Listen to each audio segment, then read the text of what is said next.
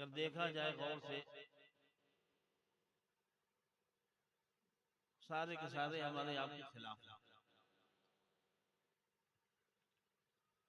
آخر اس کی وجہ کیا ہے؟ اس کی وجوہات کو سمجھنا پڑے گا۔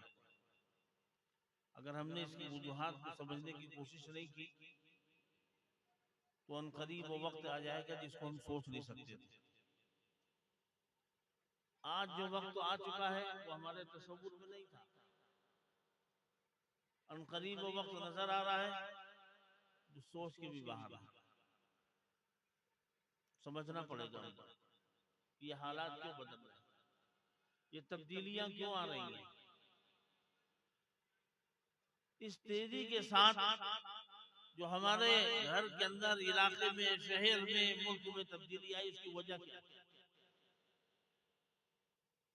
اگر ہم اس پہ غور نہیں کرتے، اپنا محاسبہ نہیں کرتے، جس طریقے سے اللہ رب العزت کی مدد رکی ہوئی ہے اس سے بھی کئی گنا زیادہ رک جائے گی۔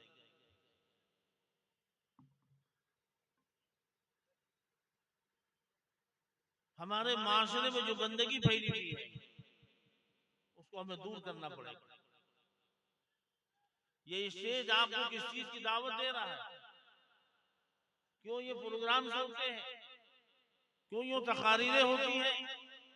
یہ مدارس، یہ جمعے کے خطیب کیا میسج دیتے ہیں؟ اللہ کے رسول صلی اللہ علیہ وسلم کی سنتوں کا جنازہ آج ہمارے گھروں سے نکل رہا ہے اور ہم ٹکر ٹکر بیٹھ کر کے دیکھتے ہیں، ہمیں کوئی احساس نہیں ہوتا۔ ہمارا سارا کا ڈھانچہ، سارا کا سارا دین خواہش کی بنیاد پر چل رہا ہے۔ جیسی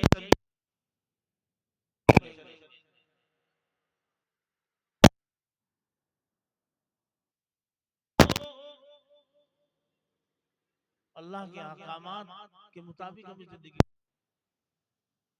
اللہ کے رسول جو شریعت کا طریقہ بتا گئے ہیں